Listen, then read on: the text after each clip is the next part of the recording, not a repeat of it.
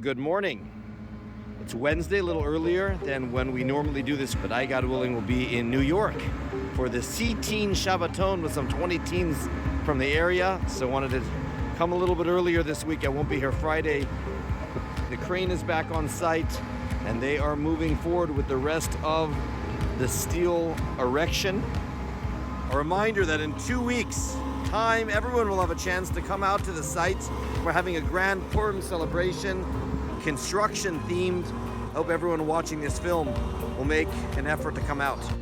I found it fascinating how at the end of last week the crane left and I asked what are they waiting on, and they said they were waiting on a central beam to arrive to be able to do the rest of the steel.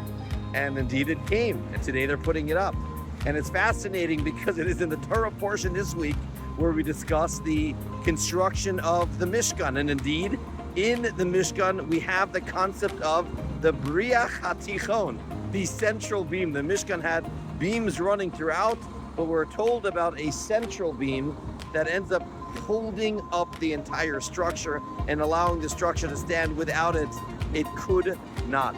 So it was certainly played a structural component, but spiritually as well, what it means to have a central beam in the Mishkan. Because all sorts of things were happening in that Mishkan. There was the menorah, and there was the ark, and there were people gathering, and all the offerings.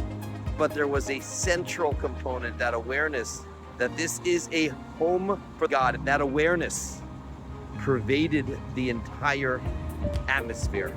That it no longer was a lot of different things happening.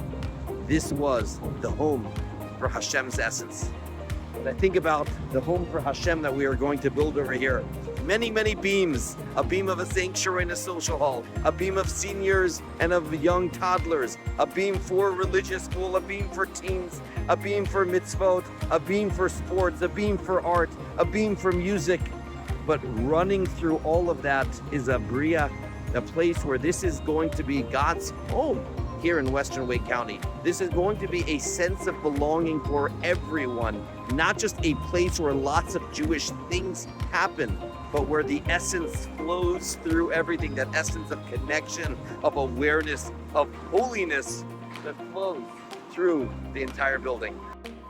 You know, going with a bunch of teens this weekend to the Shabaton, some 4,600 teens from all over the world there.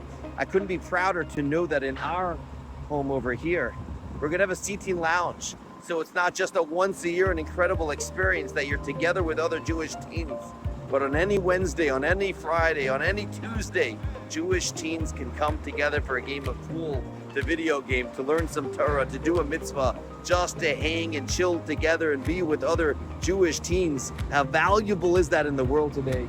Thank God that's gonna be happening, the C-Teen Lounge in our Jewish Center.